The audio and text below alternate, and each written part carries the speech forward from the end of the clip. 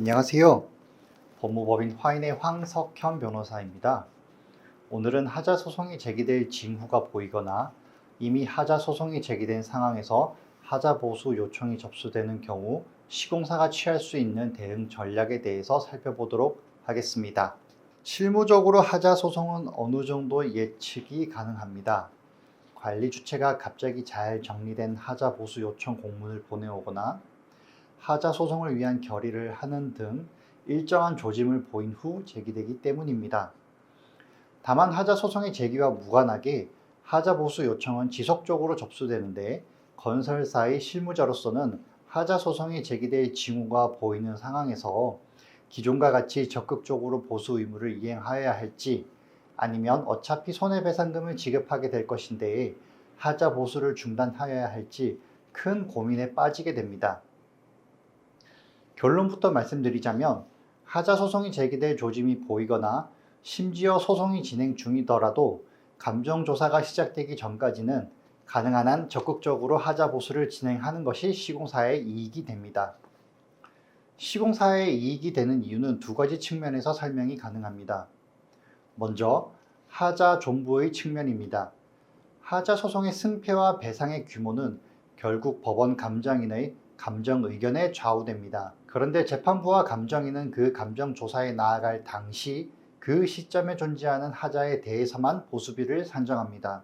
즉 감정인이 현장을 방문했을 때 이미 보수가 완료되어 하자가 확인되지 않는다면 감정인 입장에서는 해당 항목을 하자로 판단하거나 보수비를 산정할 이유가 없습니다.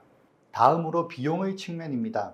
감정조사 전에 시공사가 직접 보수를 하여 하자를 없앨 수 있지만 직접 보수하는 비용이 감정으로 산정되는 하자 보수비보다 높다면 무리하게 직접 하자 보수를 진행할 필요가 없이 손해배상금을 지급하는 것이 이익일 수 있습니다.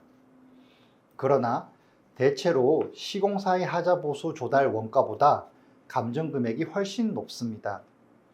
시공사가 직접 보수에 나아가게 되면 협력업체를 활용하거나 보유하고 있는 자재 등으로 기존의 인력을 활용하면 충분하므로 조달 원가가 크지 않습니다.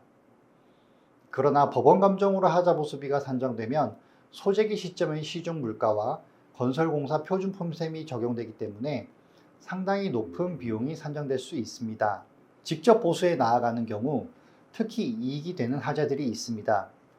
미시공 변경 시공 하자를 직접 보수하는 것은 현실적으로 어렵지만 당장 육안으로 식별이 가능한 하자들의 경우에는 보수를 하기에도 편할 뿐만 아니라 하자 유무를 식별하기도 쉽기 때문입니다. 그 중에서도 시공사가 더 주안을 두어야 할 하자는 외벽 층간균열입니다. 층간균열은 자연히 발생할 수밖에 없습니다. 그런데 실무적으로 층간균열은 표면처리 공법으로 보수되고 있음에도 불구하고 하자 소송에서는 대부분의 경우 상대적으로 비용이 높은 충전식 보수 공법이 적용되고 있습니다. 콘크리트의 화학적 특성상 층간균열은 불가피하므로 결국 관건은 감정조사 전에 균열의 물량을 줄일 수 있는지, 줄일 수 있다면 어떻게 줄일 것인지입니다. 외벽 균열에 대한 하자 보수 요청은 반드시 접수될 수밖에 없는데 꼭 하자 보수 요청이 아니더라도 주기적으로 층간균열에 대하여 보수를 진행하는 것이 권장됩니다. 그 과정에서 법률적인 도움을 받고 있는 관리 주체의 경우 하자 보수를 요청하였으면서도 정작 시공사가 보수를 이행하려고 하면 보수를 방해하거나 아파트에 출입조차 하지 못하게 막는 경우가 있습니다. 그런데 공동주택관리법 시행령 제38조는 사업 주체가 하자 보수 계획을 입주자 대표회의 등에 통보하고 보수하도록 규정하고 있을 뿐 동의나 승인을 요건으로 하지 않습니다.